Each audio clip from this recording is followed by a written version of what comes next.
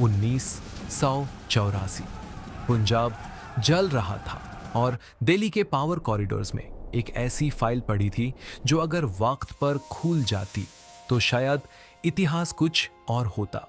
एक secret alert जो border के उस पार से नहीं बल्कि अंदर से आ रहा था। रिसर्च एंड एनालिसिस विंग के कुछ ऑफिसर्स ने अर्ली 1984 में एक अनयूजुअल पैटर्न नोटिस किया।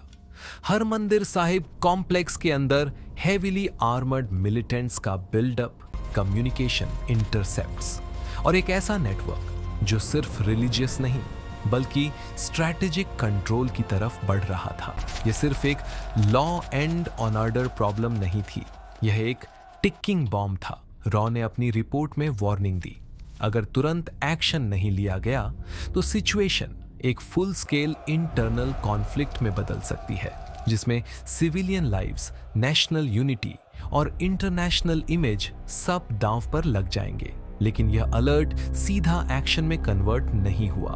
पॉलिटिकल लेवल पर हेजिटेशन था।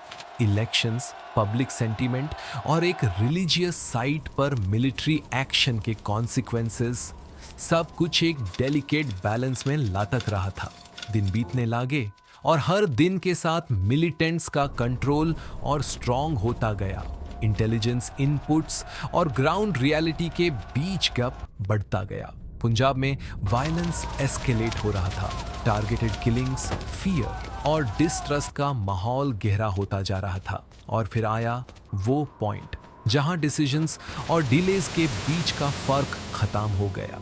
जून 1984 ऑपरेशन ब्लू स्टार लॉन्च हुआ। इंडियन आर्मी को एक ऐसे मिशन पर भेजा गया जहां एनिमी क्लियर नहीं था। बैटलफील्ड एक रिलीजियस श्राइन था और हर बुलेट का इको सिर्फ दीवार से नहीं बल्कि पुअर देश के दिल से टकरा रहा था। जो एक कंट्रोल्ड ऑपरेशन हो सकता था वो एक इंटेंस कंट्रोवर्शियल मिलिट्री एक्शन बन गया।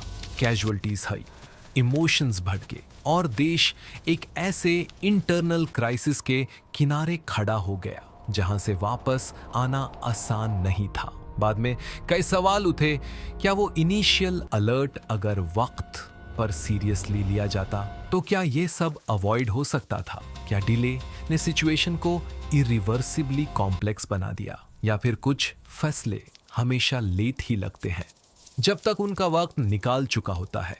हिस्ट्री आंसर्स नहीं देता, सिर्फ यादें और सवाल छोड़ता है।